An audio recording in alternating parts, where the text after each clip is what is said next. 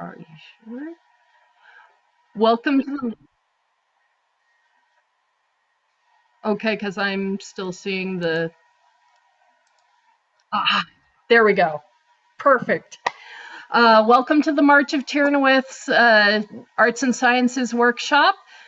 To be or not to be, that is the overview of bees and beekeeping. Let me turn this down for a moment. Um, Boldewyn Rhienholt will talk about modern beekeeping as well as medieval practices. He'll provide us a general understanding of beekeeping and provide people with information to help you decide if you might be interested in pursuing this hobby. Boldewyn, welcome and thank you for coming. And thank you for having me. We're going to talk about bees today, whether this is something you want to get into as a hobby, just have a mild interest. If you have an interest in the historical aspect, we're going to touch a little bit on all of it, and you can pick out what you like.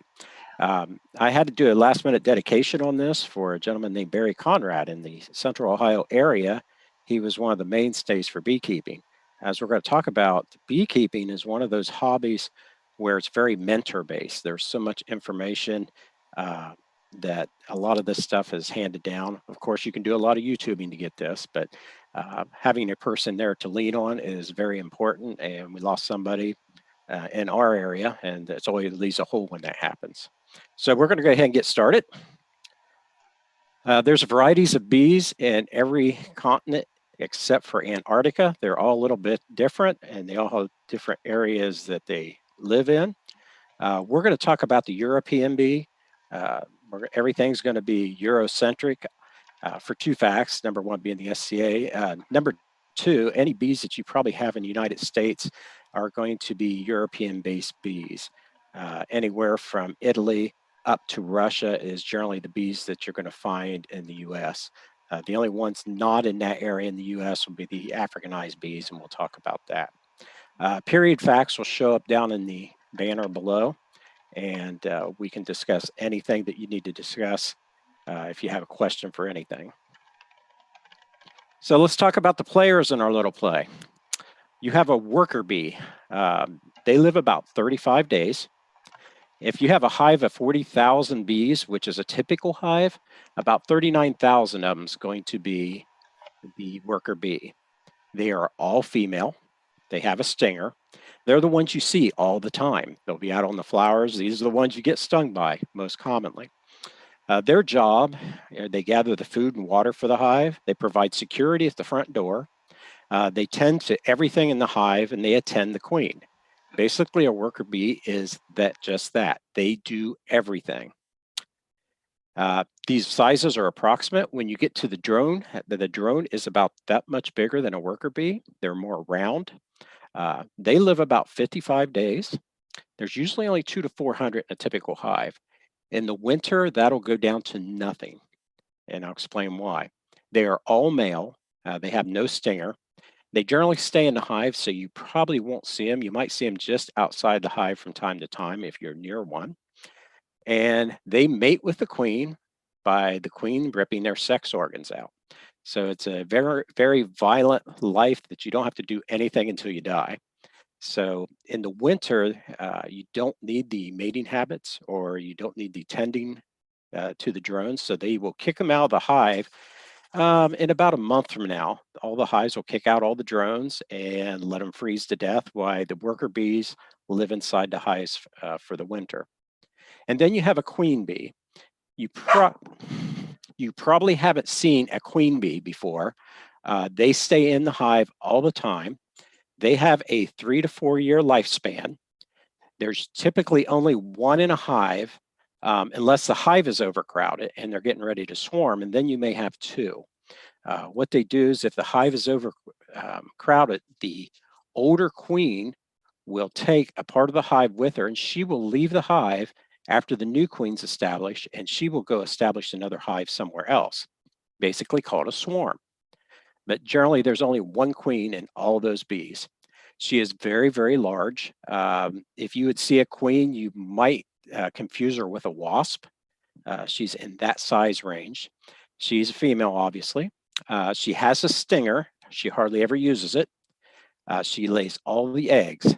When I say she mates with the Drones, she will mate once in her life for about 2 days within the first 21 days of her life, and that's all that's all the mating she'll do. She keeps the prizes from the sex organs she ripped out with her, and she can lay thousands and thousands of eggs off of that.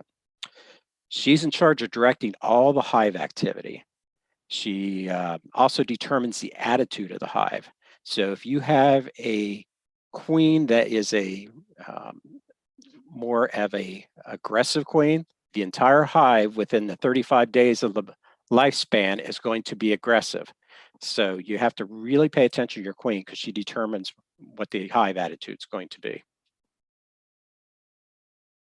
Period fact. Until about the 16th century, the sex of bees were not known.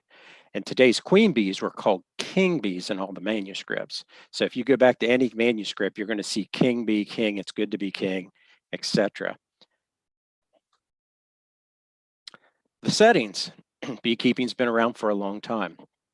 Ancient Egypt, you see this wall here. This is a clay hive wall. This wall has been in existence since the pharaohs, this exact wall. And they keep breaking out the hives and putting new ones in, and it's in existence today. In ancient Greece, they put everything in pottery. So they had what's called a clay pot hive. When we get up into early medieval, we'll have skep hives and bee bowls. Skep hives are generally, there's a better picture down at the cupboard. They're weave baskets for the hives, and bee bowls are basically wood, hollowed out wood for that the bees would naturally want to go in, and so they would cap it and try to make the bees as happy as possible in that. Late medieval, they started covering the skep hives to make them last longer. When you get up to the early 1800s, that's when you get into the wooden hives that you see all over the place. And these are the ones you're going to be most familiar with because they've been around for a long time. And in modern times, in the last 10 years, you have two new hives that come on, apame hives and flow hives. The apames is an insulated plastic hive to answer all the questions that bees may have and to take care of their defenses. And the flow hive is an interesting hive where you don't have to take the hive apart to get the honey. So it's kind of like honey on tap, which is a very expensive hive to have. They kind of work okay, but you don't have to disrupt the bees at all. Here's your period fact. Until about the 18th century, most beehives were destroyed to remove the honey. That's why the hives were smaller than today's hives. So if you look at the ancient Egypt hives, you can see that whole wall. Each one of those holes is an individual hive. So they would break out the end of the tube, destroy the hive, all the bees would scatter. They'd pull out the comb with the honey in it and harvest the honey. Same thing with the clay pots, same thing with the skeps. The bee bowls, they would destroy it, but they'd reuse the bee bowls because they're obviously wood. It's not until you get to the 1800s where we'd actually have hives where you could extract the honey without hurting the hive or interrupting the bees too bad. So The bees more likely to sting if you, say, destroyed their hive? uh-huh. Okay. And Yeah. does the queen bee automatically die like worker bees do if she stings somebody? As it can happen. The only thing that really kills a worker bee is if the stinger gets stuck in the body. They can sting more than once if they're lucky and the stinger doesn't get stuck in your skin. Unfortunately, humans have just the thickness of skins where the barb from the bee gets stuck in them. And a lot of times that's called get your guts ripped out. I know it's horrible, but that's what happens. And you have to pull the stinger out. That bee's dead. Most of the time, that's what happens. In different animals, they may not get through that skin. When bees tack to other bees, they can sting multiple times. When we're talking about honeybees, honeybees are generally not aggressive, and we'll be talking about that. And so when you look at the clay pot hives and the ancient Egypt hives, if you destroy that hive, they'll usually would have another opening there, and they would try to get the queen to go to another opening. Okay, the bees aggravate it. You just pulled out their whole home, and the queen takes whatever she can gather up and try to start a new hive. You can also mate for queens, and we'll talk about that. So you can create a queen in a hive by doing certain things. So it was very destructive up until the 1800s. And just because the people didn't understand bees that well. Let's look behind the curtain a little bit. Honeycomb in nature, bees will develop a honeycomb. You can see that's right off a limb. That's a swarm that's starting to develop a honeycomb right there in the open. And what we did as humans is we offered frames, which is the outside wooden part that you see there. And we offer foundations, which is that black part. And I have a frame and foundation here. I don't know if it's going to show up very well, but those are created for them, and we can show closer up if anybody has a question about it. And sometimes the bees take to the frame and foundations and they build really nice honeycombs. Because of your background, the frame was mostly Hobbiton. Okay, that's okay too. But I'll kick that off if people have questions afterwards. So you'll see in the one picture that you see the black foundation, and they're starting to build the honeycomb right off the foundation. Now the foundation itself has little starter honeycombs already built into it to the size that bees like. And then all they have to do is start building out from them. So what we try to do in modern beekeeping is to help them along to build their home. Now, sometimes they freestyle. Both of these pictures are out of the same hive in my house. And you could see they kind of did a honeycomb in nature because they kind of liked a little bit of the foundation, but then they go, well, we don't like the rest of it for whatever reason. There's not enough wax on it, or sometimes they just don't like it. So they start freestyling on it. Some of the freestyle I let go. Some of it you have to cut off and relocate. Sometimes you just cut it off and leave it off because it interferes with you working inside the hive. And when you look at the 13th century, they even talked about, if you read the Concours and Meeting de Dedues, they make wax of flowers, and then they make cells, now round, now square. So the honeycomb shape's been around since the bee's been around. Why do bees like honeycomb shape? I don't really know. I don't know if science is kind of determined that, but it's a very effective, strong shape. So it has to do with these. If you look at the honeycomb in nature, to hang off a branch like that, it has to be strong. The structure has to be strong. So I imagine through all their development, bees worked with different type of structures, and the honeycomb was the strongest form, and that's what they stick with. And that's just built into their DNA, so to speak. So generation after generation, they just keep building the same type of honeycomb. So we had the foundations and the frames. So you could see in the modern hives that in this case on the picture on the left, that is what's called a 10 frame hive. So there's 10 frames, which is the wooden pieces with 10 foundations in them, and we let the bees build inside there. And to the right, when you pick up one of these, that's basically what it looks like every time you lift it up. And if you get a busy side like this, what you're looking at there is probably 1,500 bees on one side. So you're picking up about 3,000 bees every time you pick up one of these. And because it doesn't show up on the other pictures, I pointed out that the bees put different things in different holes in the hive. Up in the right-hand corner, you can see the white. That's just pure pollen that they're packing away for use later on. So the white is generally pollen, and that can change colors too, depending on what kind of flowers are around. They could be yellow. This is clover, so it's turning more white. We've seen it gets confusing sometimes because you'll see colors that are really dark and it's hard to determine if it's a mold or if it's pollen. So that's where your mentor comes into effect. So that person can come up and check and go, okay, you're in good shape. That's not mold. That's just the color of the flowers that they're working with. Bees pick up pollen from anything that they can. It's interesting here because we have a wildflower field that we planted, and they go for the clover for some reason that's in the grass. Right now they're doing goldenrod.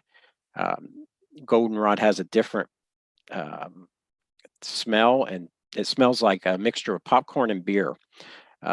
It's not very good honey to eat, but it's good honey for them for the winter. They really don't care. Interesting thing for England, they have and you may have seen this before, and I've confirmed this, they have what's called a telling of the bees. Um, in Britain, what they did is if you kept bees, you had this tradition, whenever there was a death in the family, or someone had to go out to the hives and tell the bees of what happened. If you failed to do so, you could have further losses, such as the bees leaving the hive or not producing enough honey or even dying. Traditionally, bees were kept abreast of not only deaths, but all the important family matters, including births, marriages, long absences due to journeys. And if the bees were not told, all sorts of calamities was thought to happen.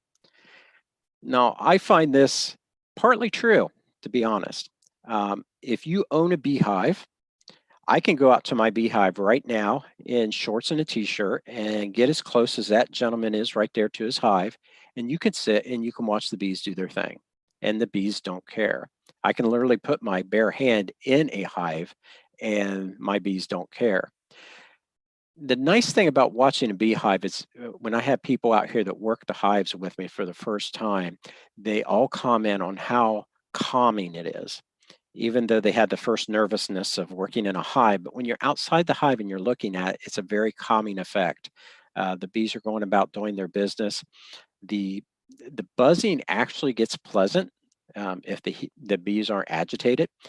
And I think this tradition comes from people just needing to get out when something happened and just be calm.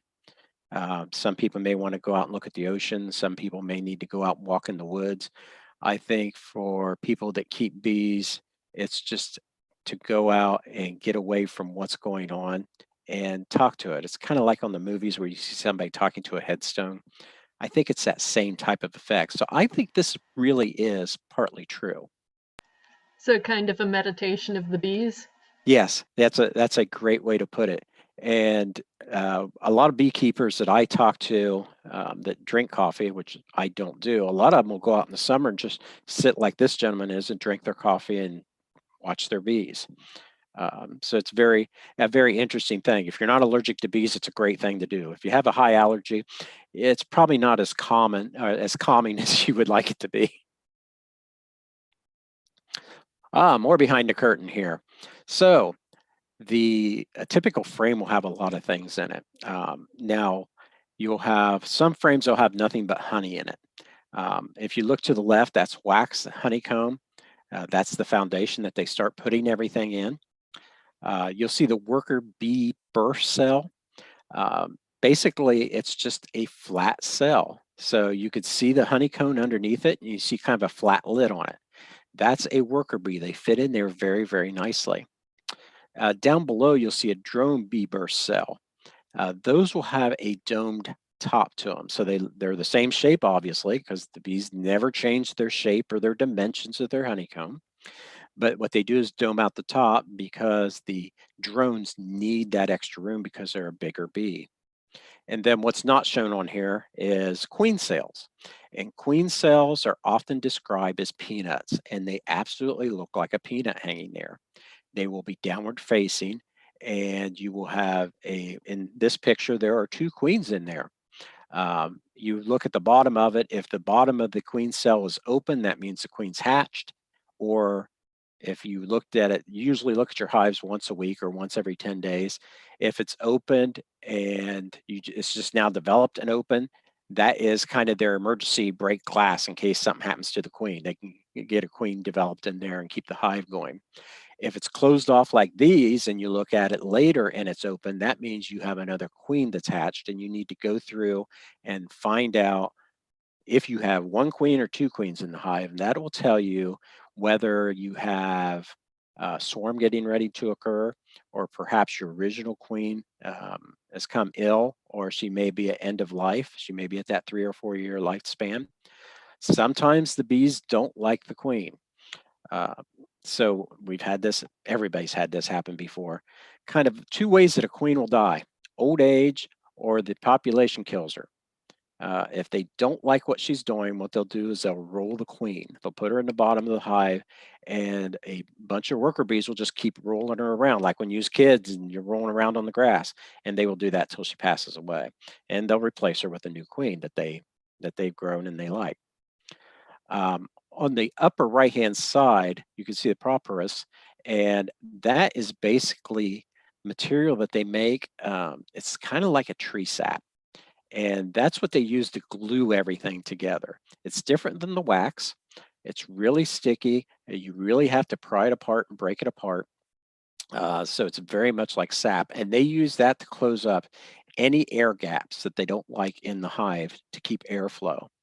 The important things that bees like, they like temperature and humidity. They control both of those items very closely in the hive to make the proper conditions to develop the honey, uh, to hatch other bees. So they're very good at controlling temperature. And if you get a hive in an area where they can't keep the temperature right, that's when they'll swarm and they'll try to find a better place. Um, Now, your period fact, during the medieval period, abbots and monasteries were the center of beekeeping. Beeswax was highly prized for candles, very, very much so. And the fermented honey was used to make alcoholic mead in areas in Europe where they couldn't basically make wine. So that's where your honey mead will come in. You're in an area where you can't grow wine, so you need something alcoholic because everybody needs something alcoholic from time to time. So they would make the honey mead. Um, so your wax candles, when you was using rendered fat candles, those had a lot of soot to it. When you get um, pure bee wax candles, if you buy from the bee people at Penzic and you get one of their candles, they're very soot free. So all the churches really wanted them to keep them clean. All right, their big break. So we've got babies. So in picture one, the queen lays a little larvae down there. Picture two is the same as the picture up to the left. Those are the larvae that are viable. So she's actually grown something, or she's actually planted something that will start growing. Queens can lay duds, so they keep it open until they know, okay, those are some babies coming up. And if you look at the picture, you will see that those larvae are in different sizes. That one up there about to the right, upper right of the bee, that one's about but ready to be capped. So what they'll do is they'll feed it royal jelly and then honey. If it's a queen, they'll keep feeding it royal jelly. It's a different type of mixture of honey. After day 5 and everything looks good, they will cap it because the larva is starting to grow. And 12 days later, the bee you see in illustration 4 has grown to the part where it's just about ready to come out. So that takes about 12 days. Then on the 18th day, the bee chews its way out of the wax and it starts doing its thing. And the bees have a very hierarchy of what they do. You know, what you start with a young bee will start doing this job, then move to this job, and then move to this job. So they have a very specific order that they do everything. They're very orderly animals, even though when you pull up and you look at it, it looks like it's just chaos inside their hive. There is method to their madness. In period, many thought bees were born of rotted oxen or calf. This is written everywhere. Or they're born without feet or wings. They're probably getting confused with fly maggots because if you look at it, they look about the same. And they didn't quite understand what's going on in the hive because the only time they really break into a hive is to get the honey out. Until the 13th century, they also thought bees gathered honey as it falls out of the air at great height. They didn't understand that the bees were collecting from the flowers and converting it to honey. They just thought that the bees were just magically getting it on their legs and then putting it in their stores. And then when they stored enough of it, you could go get it. So there's a lot of misunderstanding of these small insects at the time, and probably a lot of insects of period. Now they're on center stage. We're going to talk about, this is not my video. A hive will hive up to a 5-mile foraging area. So my bees will be 5 miles away if they find a good stand of flowers that they want to get pollen from, and that's what they'll do. Bees will navigate much like we do. They use landmarks. and they have a general knowledge of the speed and the direction that they're traveling. So if you're going out into the woods and walking, if you don't get hopelessly lost, you know that your car is generally in a certain direction. You know how long you've walked, you know how fast you walked, and you will make note of certain, especially on paths. I went left here, right there. Bees pretty much do the same thing. Now, the important thing is if you disturb an important landmark or move the hive, they can get lost.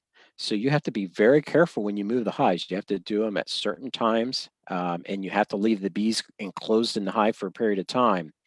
And what you see here is the orientation flights. Now, I've let this video run, and if you start looking at it, you see they do a slight circular motion in and away from the hive.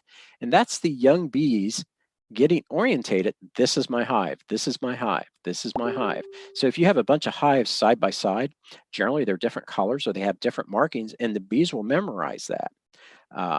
Or if there's a landmark right in front of your hive, if you put something in front of it, the bees will go, okay, that's my landmark, that's my hive. This is my house, I belong in my house.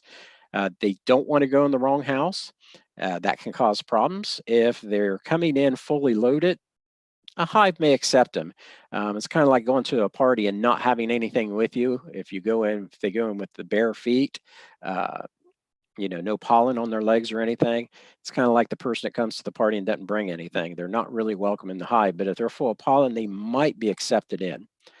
So bees will generally stay or return to their hive if, number one, it's dark. They'll come back to the hive. They will hang out on the porch in the summer. I've gone out there at 11 o'clock at night. And there's a bunch of bees out front. They're just hanging out on the porch, just I don't know, talking about their day or whatever, or cleaning up their mess at the entrance, or it's a little warm in the hive and they're trying to stay cool. If the wind is above 15 miles an hour, bees don't like to be out because they get blown away. They get disoriented. It's just really hard to fly around. If it's particularly raining, they'll stay in the hive. Or if a storm's coming in, I want you to remember that. If a storm's coming in, the bees know it and they will return to their hive and they'll stay close to it. If the temperature is below 50 degrees, they will generally stay in the hive because they stop really functioning below that temperature. They have a hard time keeping their body heat. So they have to kind of stay in the inside of the hive at that point. The only reason that's white is just to make it more visible. Nothing important there. Now here's a period fact that I had to do a lot of research on. This is from a 10th century work. It says, this animal is pleased by a good tune. When they are scattered, therefore, beekeepers clash cymbals or clap their hands rhythmically to bring him home. You can actually call your bees. That seems like a very, very weird thing. But I want you to think about something.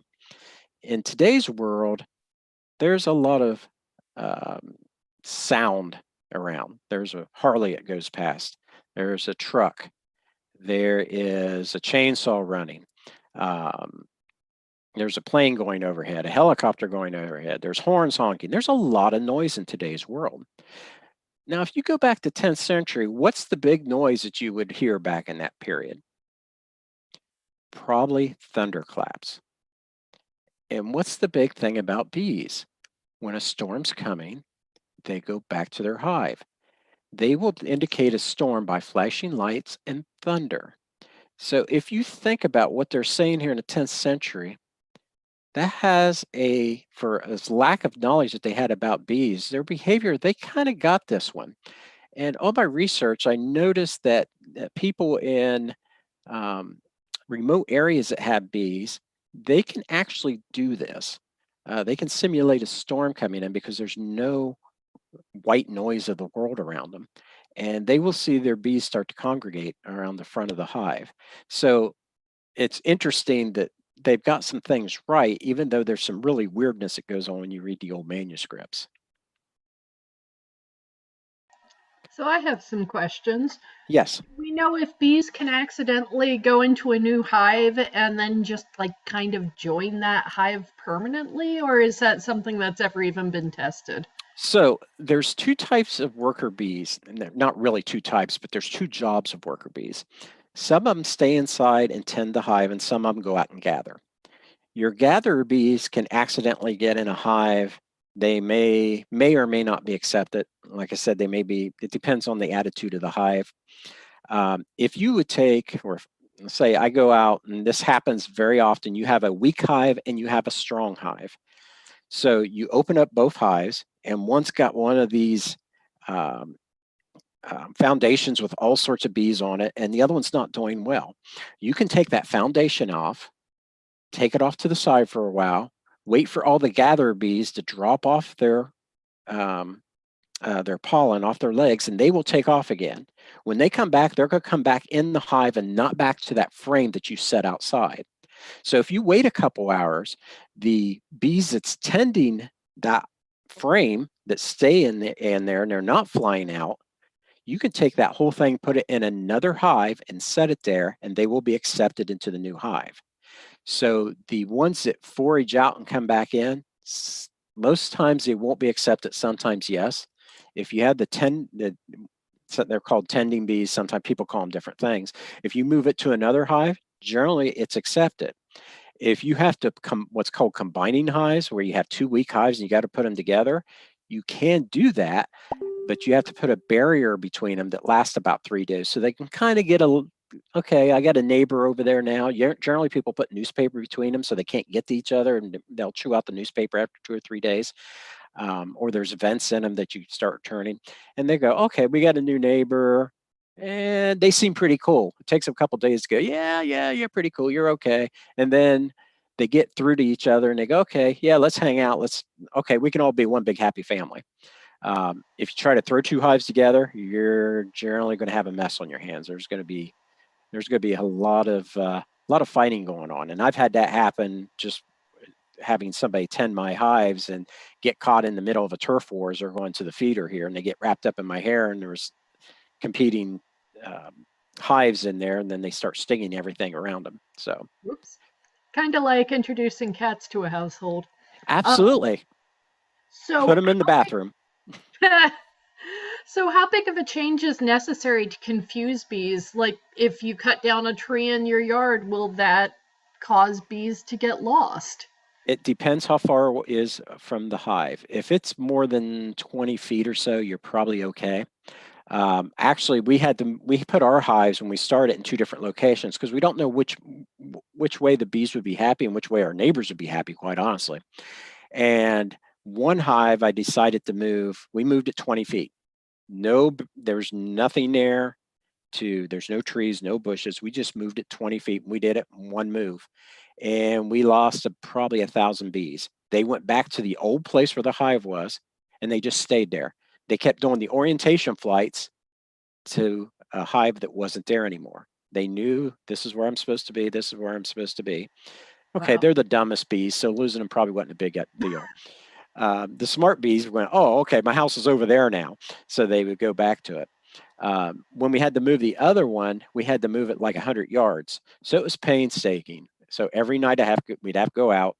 The first night we transferred it onto a rolling cart, and you'd have to go out. You close the doors so nobody gets out because you're starting to move things. You don't want to evacuate.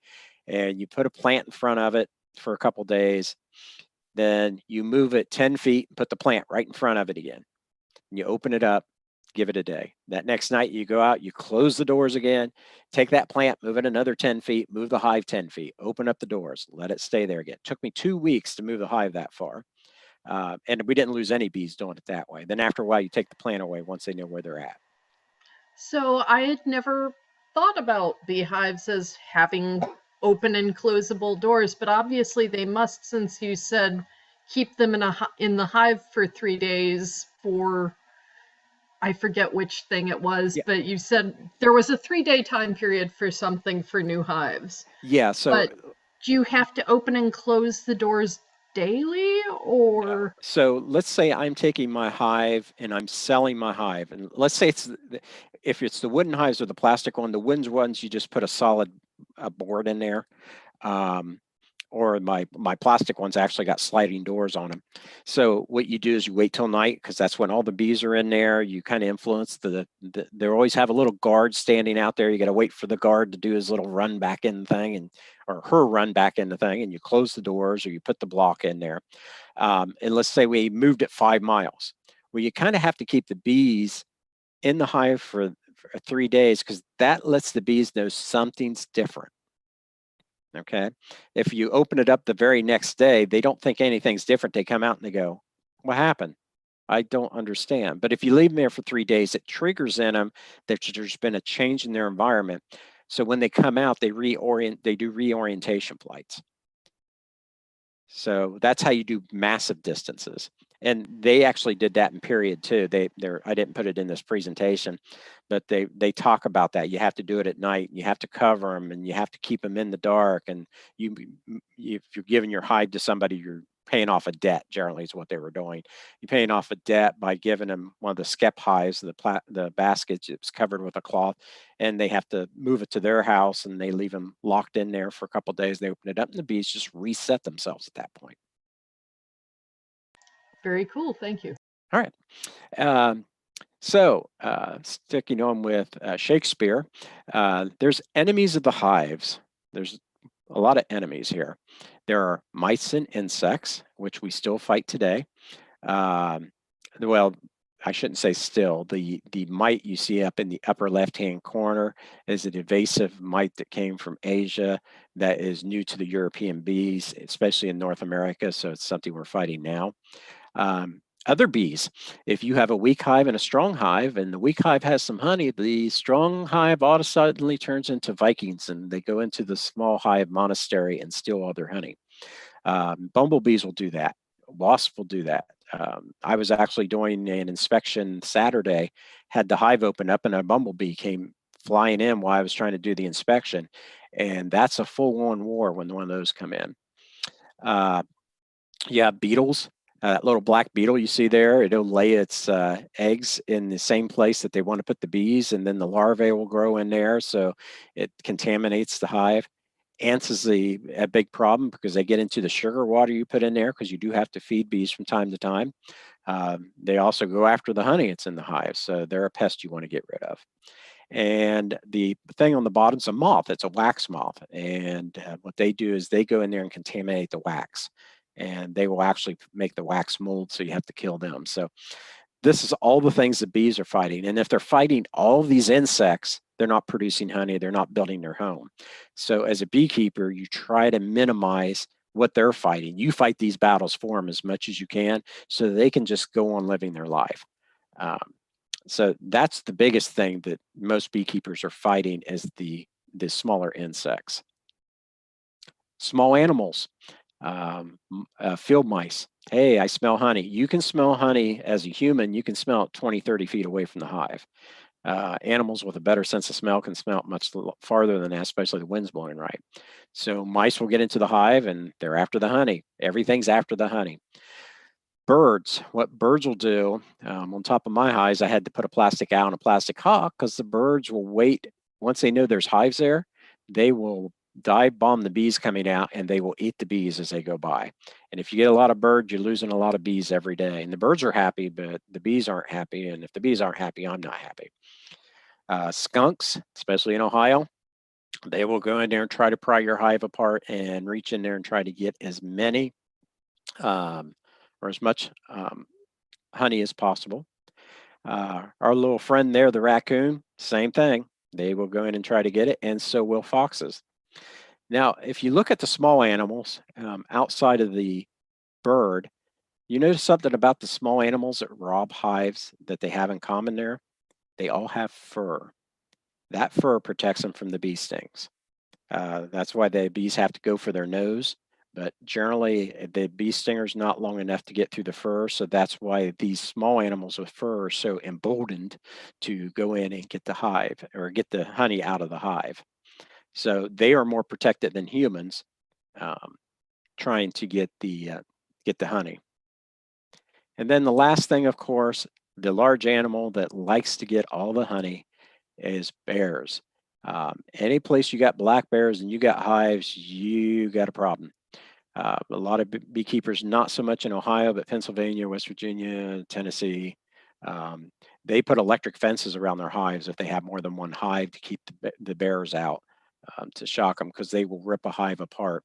And they're not all really cute like the Pooh Bear. But that's been their food since the beginning of the bear, especially, well, the small animals too. This has been a food source for them since the beginning of time. Period effect, something that was written, again, 10th century. You think about how long ago this was. Aware of their own weakness, it makes to the entrance to its home narrow and winding, so that those entering in large numbers do not harm and are easily destroyed by the guardian bees. Anytime you see a swarm of bees, if you see somebody say, oh, I got a bee swarm, they're either in two locations. They're either up high, where almost none of these creatures can get to them, or they're in a house eave or something like that with a very small crack in it, because the bees protect their own. They'll put some guards out there, but they put a choke point in. You know, they'd be very, if we had massive bee warriors at Penzic, they'd be very good at making choke points. And bees have been doing this for, you know, at least 1,000 years back in this written history. Summer flowers to the summer sweet. Okay, you can extract honey. You can do it before this, but generally you should only extract honey on the second year from a newly established hive. They'll need the entire first year collection to survive the winter. Remember, the honey that the bees create is their food. And what you're doing is you're taking their food. So you've got to make sure they have enough to get through the winter. Um, so remember what we was talking about, worker bees or live 35 days, and they can't be out when it's below 50. So you will have entire generations of bees that never see the light of day, and all they do is stay in the hive and eat their stores of honey. You can see this is they're building this honey up very nicely in this frame and on this foundation, so they're going to be okay. So the second year is when you say the people add more to it, and then they start taking the honey off the top, but leaving enough honey at the bottom for the bees to survive the winter as the colony develops. In the medieval time, you're destroying the hive. You didn't care if the bees were going to live or not because you built a lot of different ones. Um, Honey is extracted by, you take the frame out, you shear the caps, and that's what they're doing there. And you can do it one of two ways. You can take the comb apart and you put it in like a colander, you crush it, and gravity drip the honey, and that's the way it was done in period. There's really not much change in it. You've got your wax there, and you'd push it down, and all the honey would fall to the bottom. You'd have your wax on the front. Very, very messy to do. Modern days is the other picture there to the right, and what they do is they put them in stainless steel or plastic spinners that spin them at high rates of speed, and the honey hits the outside walls and it runs down, and there's a little um, on-off valve that they can pour the honey into bottles, and you get your little bee, your little bear and honey, and that's where it comes from. So, back, question. Are there yes. baby bees in all of the little segments, or how do you avoid destroying the next crop of bees? So what we do in modern times is we'll have, if you look at the beehives, you'll see that there'll be more than one box. So there'll be the bottom box, there'll be the next box up. You know, most hives have two boxes. There might be a third box on top. What we do today is you have the bottom box, and that's the bee's house. And a lot of times that bottom box or that bottom box and the next one, so they either have 10 frames or 20 frames, that could be their home. And you kind of leave that alone. You inspect it to make sure nothing's going on, but you're not going to take any honey or mess with that, because down the lower the hive, that's where they're going to lay all the babies. That's what's called a brood chamber. So when it starts going up, they tend to put honey above them, like in their attic, so to speak, and they tend to put all the babies in the bottom. So what you do in modern days is there's what's called a queen excluder, and basically it's a grate. You put it on in between your two boxes, and remember how big I said the queen is? This grate is made to the size where the worker bees can get through it, but the drones and the queen can't, because the slots are just too small. So the worker bees will be, okay, we got to keep putting storing honey. Here's a nice place to put it. So they will store the honey. The queen don't care that they're up there doing it. And generally that keeps all the babies out from where you want to get your honey. So if you look at the picture here on my upper left-hand corner, you could see all that is honey cap. There is no babies in there. It's all nice and clean. See how white it is? That's all honey, and that's what it'll look like. Uh, usually you'll see the caps I showed before will have the different types caps. That's where the babies are. In period, they collected everything. So the brood was destroyed, the babies were destroyed, the bees, that didn't fly away were destroyed, and that stuff would just get mixed in with the honey.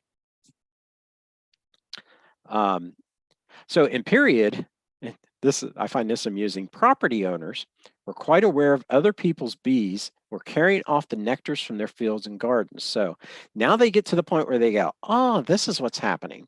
So the people that own land went, oh, you're taking something from my land. So what they would do is they go, hey, you owe me honey or wax because they got it from my field. And they would follow the bees home. Now you know that they may or may not have done that. And they would collect the fees or collect fees for the beekeeping rights over their acreage. So early form of, since taxation turned into a big thing at the time in mid-period, that's what they were doing. They're going, hey, I figured out a way to make money at this and I don't have to do anything. So that's what they've done in that period, which I found amusing way to make money without doing any of the work. So I look at the property owners as drone bees in this fact, and the worker bees are the people that kept the hives. So what do those uses of what bees produce? So the honey and propolis is the food sweetener of different varieties, and everybody has honey. Everybody knows that honey will taste different depending on where it comes from. I've had some from Arizona. It was out of cactus. It tasted different than stuff from clover. Adult beverages, probably maybe this group's favorite thing is in. And you'll see the modern whiskeys, they're doing a lot of honey infiltration into infusion, I should say, into whiskeys. There's also what's called medicinal honey, and it's called Manuka honey. It's from New Zealand. New Zealand did not have natural bees, and they were moved in to the New Zealand area, and there's a flower there, and the honey that's actually produced is actually used to cure or help to cure burns, and they use this as an OSU on animals all the time. So it's actually got some good healing powers to it. And there's a lot of homeopathic uses for it. I don't get into it a lot because homeopathic, some people swear by it, some people don't. It's not substantiated. If you eat it, it's the thing, oh, you eat the honey from your local area and it'll help you with your allergies. Maybe, maybe not. I just know that I have allergy to goldenrod, and when the goldenrod's in and I open up the hive, I start sneezing. So there may be something to it, but I'm not going to attest that there is. Wax, candles, the first use of wax, balms and salves, pain relief salves, burnt bees. You'll probably see those at a lot of different places just to protect your lips. Protectorants for leather, waxing. You used to put wax on furniture all the time. You still do. You put wax on your car. That's wax. So there's a lot of uses for the wax. And again, there's some homeopathic stuff that goes with it. Again, that's up to you if you want to try it for something. I'm not going to propone it one way or the other about it. Period fact, bees wax burns so much cleaner than the other choices of the day. That made the wax and beekeeping in high demand due to the church. Thus, many monasteries kept bees to fulfill this need. Actually, if you look at a lot of the manuscripts, the Catholic Church is actually attributed to really exploding the use of bees in medieval period because they wanted all the wax for their big cathedrals and stuff for the candles. So they really got a period of really pushing beekeeping to be a thing. Dress rehearsal. Okay, we're going to talk a little bit more about modern stuff here. What you need to get started. First thing you're going to need is a bee suit. You can do it the medieval way. Hey, a lot more power to you. If you want to freak out your neighbors and keep bees at the same time, that's great. You can do a more natural way that's done, and this is used for more aggressive bees. Or you could do, oh, sorry, that one's the one I'm getting for my wife. Your modern bee suit. So your modern bee suit protects you. I recommend a bee suit. Why do I recommend a bee suit? You may not need it. You don't know the attitude of your bees. Until you get used to your bees and the attitude of your bees, it's always good to have a suit, especially when you're new. It makes a calming effect because the bees can't get through it. So You may have to go out and get a swarm. Swarm's not going to be friendly to you, and they're going to come after you. So you want to have a bee suit. You may be very good with your hive, and you may not wear a bee suit at all. You may not wear gloves, and you may drop a frame. What happens when you drop a frame? All the bees get really agitated. So every beekeeper should have a bee suit, and it's just a good practice to have it. And in your first couple years, you'll want to wear it all the time. Or if you have new people coming in and you're training them, you put them in the bee suits, just a calming effect. And your basic tools, smoker, which actually just creates smoke into the hive. The smoke will do one of two things. It will do what it does to humans. It'll disorientate the bees. It's the first alert that there's something going on to the bees. So what will the bees do? They will take the signal of the smoke and they will start eating honey. That's as soon as the smoke comes in, they don't know what's going on. Every bee will go down into the hive and start eating honey out of the hive while it's under smoke because they think there's a fire coming. And they're getting ready for the queen to send out a signal that we're leaving now. So if you ever heard the term bug out bag, well, what's a bug out bag? You got all your provisions in it so you can leave. That's what bees are doing. That's where it came from. You'll need a hive tool. Um, like I said, the bees close up every opening they don't like, and it is hard to pull apart. So you have to put the hive tool in there to break things apart. So you need that leverage and to pull the frames to get them started. Frame grab, that one's a little bit fancy. What you do is you reach down to pull the frames out because they're so close together, because anything above 3/8 of an inch, the bees don't like. So you try to keep everything as small as possible, and it helps you pull that frame out to inspect it. Bee brush. Bees don't mind being brushed. As a beekeeper, you'll learn one thing. If something lands on you, you never smack it. You always brush it. It may be a bee, it may not be a bee, but you just get into the habit. Because if it's a honeybee and it gets on your hand and you brush it, it's generally not going to care. Bee brush is used all the time in hives to move bees around, and they kind of, it's kind of like, excuse me, I got to come through here. And they're like, oh, okay, cool. Gloves go with the suit. You got to have your hands down there. Now, if you don't wear a suit, you don't wear gloves, all beekeepers always wear the hat and the veil. They come separate because getting stung, number one, anywhere around your face is not fun. Number two, bees get trapped up in your hair, and then you're off to the races at that point because they're trying to get out. You're trying to get them out. You're generally running around like crazy because you're trying to flip it out, especially if you're somebody with long hair. You don't know how many bees are in there. They sound like they're a 747 in your ear, wherever they're at, and they're not going to be happy. And it really hurts to get stung next to the bone in the skull. I can attest to that. I've got probably 60,000 bees out there. Been stung 4 times since I've had them. All 4 times have been my fault. None of them's come after me. It's just I made mistakes. Period effect, using some sort of face and head covering and smoking the hive has been in existence for over 1,000 years.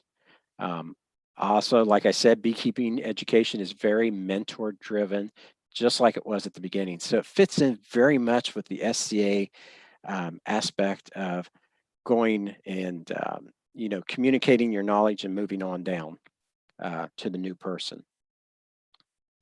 You'll need a beehive. There's a lot of different types of beehives out there. There's your traditional wooden one.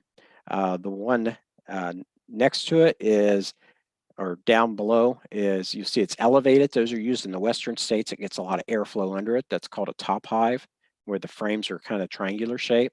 You've got your anime hive, which is the plastic, which I have.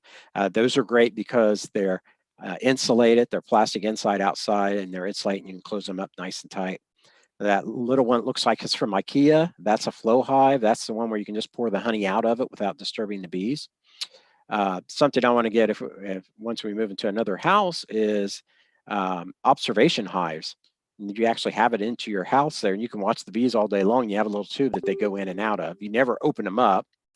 You let the bees kind of do what they do. And the last one is called a nook, and it's a nucleus hive. And we'll talk about that later. But they're small hives. They also make bookcase hives. Hives that if you want to just have bees in your flower garden, but you don't want to tend to them, you just put them in it and you forget about them. The bees survive, they survive. Bees have been around for a long time. They're probably going to survive. If you never plan to take honey from them, but you just want them around, you can get one of these. Period facts. Bees do not like being near the ground. Their natural habitat is 8 to 12 feet in the air. Stay away from predators. When beekeeping became a thing, the hives were moved lower to make getting the honey easier, whether you're extracting the comb. If you pull out um, a frame of honey and there's no bees on it, it's still going to weigh about 15 pounds. So when you pick up one of those entire boxes to move it, that box is going to weigh, it could weigh 80 to 150 pounds apiece. But to keep the bees from swarming, because they don't like being near the ground, you have to make the hive more elaborate for the bee comfort and security. The bee has to feel safe in the hive to be that close to the ground because it's not natural. So it's down there, and the bees have been adjusted, and they go, "Oh, okay, this isn't so bad down here. We'll just keep going from here, and this will be fine." When they swarm, they're generally going to swarm high. One swarm I had was on the third story over a hill. It was very, very high.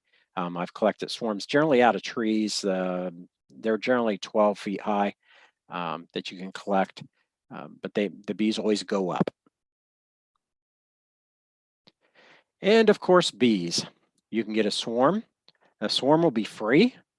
They're the hardest to establish because they have to build everything from the ground up if you don't have an existing hive.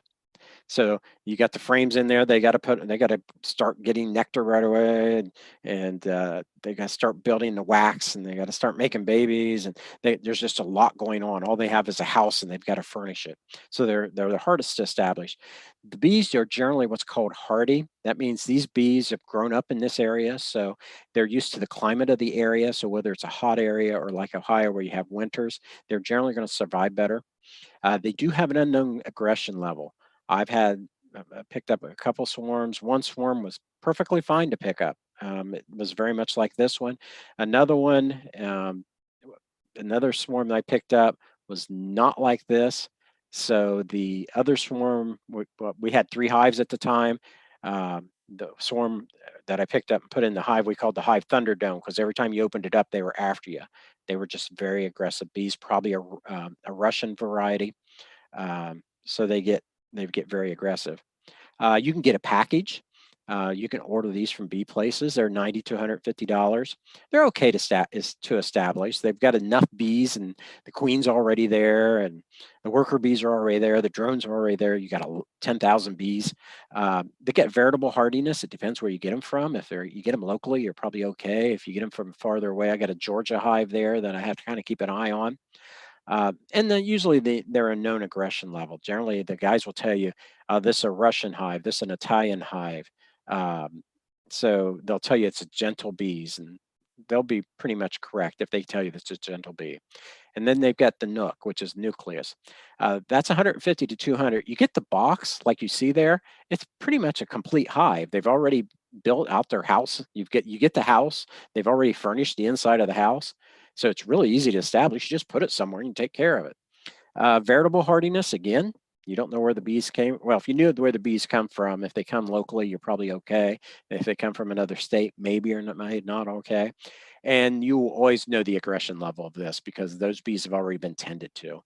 Generally, they've been pulled out of other hives. So more expensive, the easier it is. You can go all the way down to free, and just take your chance with it. If you get gifted a hive or something and you go catch a swarm, and I can help you with that because that's an art in itself, put it in, see what happens. It's all good. Uh, Period facts, and it's still true today. Bees have different general temperament based on location and hazard environment. It's really not changed since the beginning of beekeeping.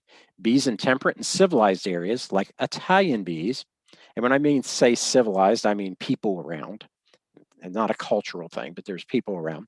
They're indifferent to human interaction. I've got my Georgia hive out there, the Italian bees. I can stick my whole hand in the hive. They don't care with nothing on. Colder climate bees, like Russian bees, are generally less receptive to human interaction. Uh, they're called more aggressive bees, just because they're wanting to get down to business because it's going to be cold soon, type thing. Or you get the less civilized bee areas like Africanized bees. You hear that all the time. they will absolutely defend against human interaction. If you get a hive that's been Africanized, where those bees have been introduced generally by accident, that'll be an almost unworkable hive, and usually you have to destroy the hive because the bees are just constantly attacking anything within 50 to 100 feet. And generally, if you have one hive, you have more than that, more than one hive, and you just can't work the hives at that time. So you have to most times what you do is you get rid of the queen at that time, put a Italian queen in with the Africanized bees, and give it 60 days to see if her genes with the new babies coming out calms down the hive. If that doesn't happen, you have to just destroy the hive at that point. So how can a hive turn aggressive if it's a genetic thing, unless it's actually a queen takes over from the old queen? Yeah. Yes. That's Gotcha. exactly what happens. The queen determines the temperament of the hive. Now you can also have, and that takes a while to get out. My Russian hive I was talking about, that took probably a good 45 days before they calmed down to where I could actually work them without stressing too much.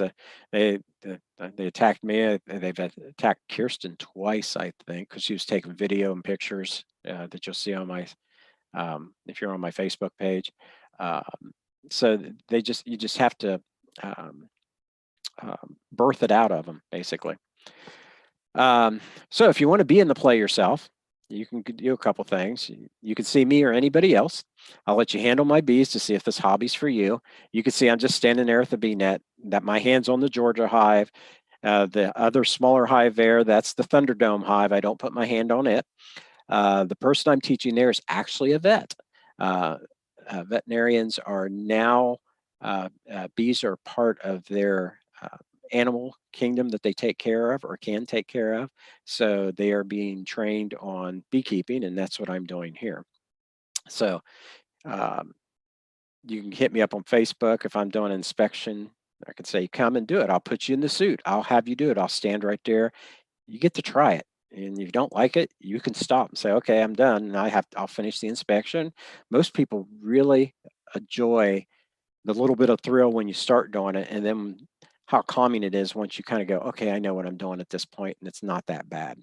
Uh, so you could try it now. Again, it's the mentoring thing.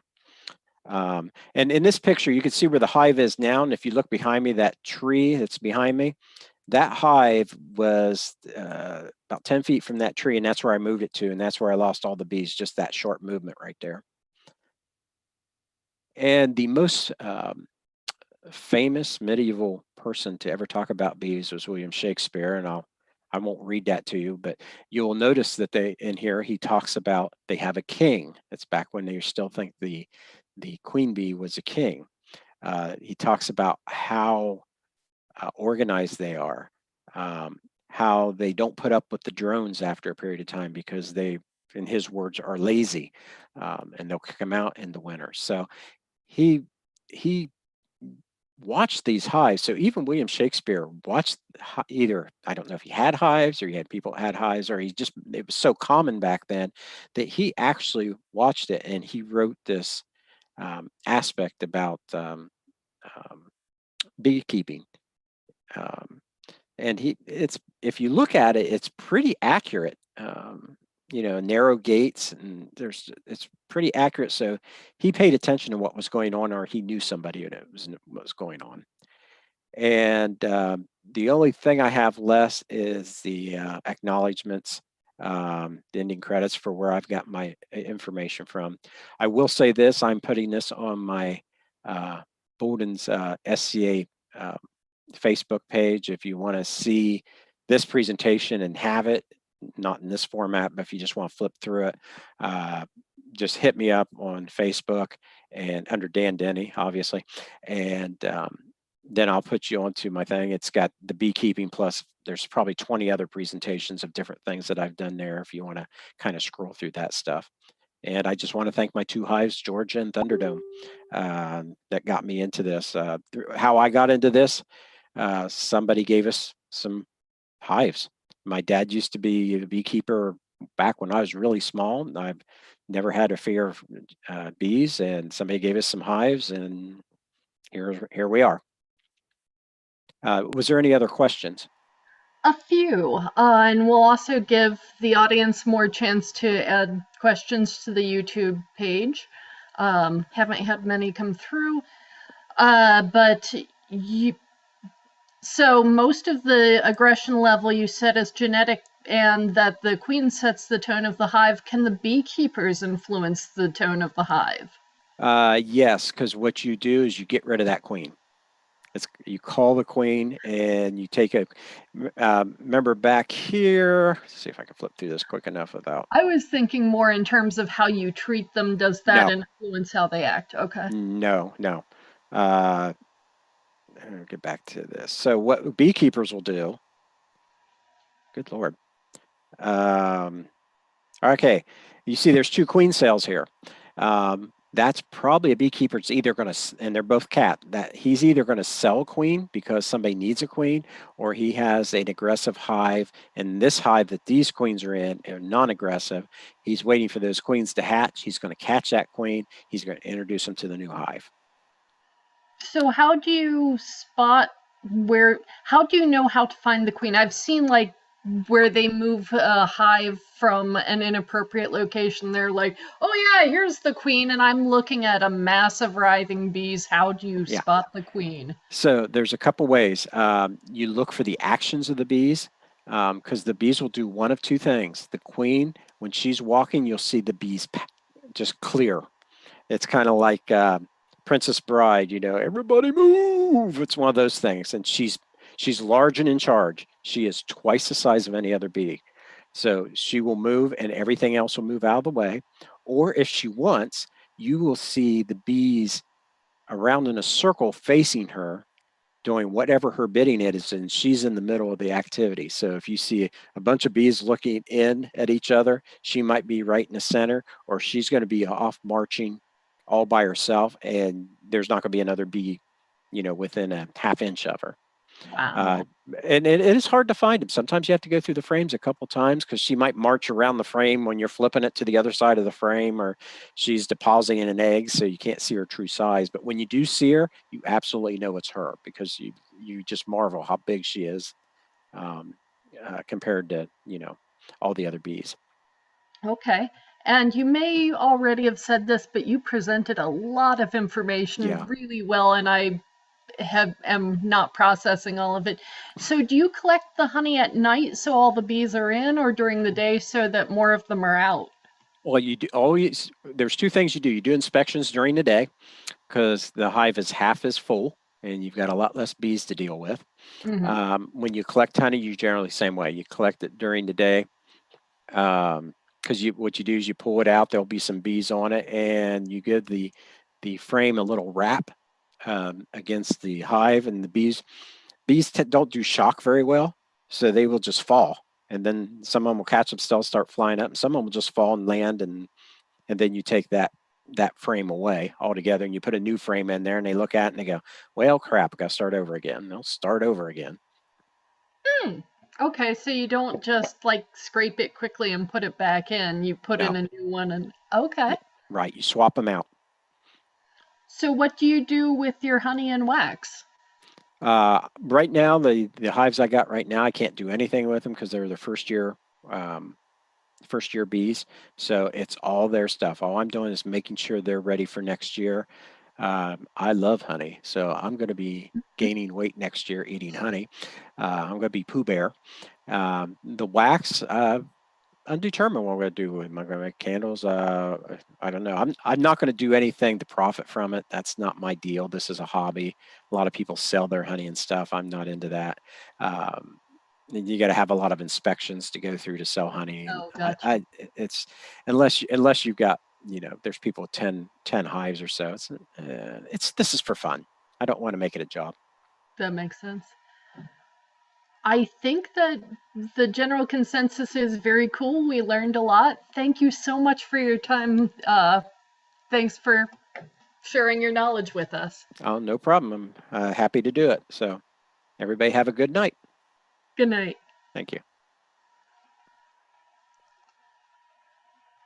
And are we done?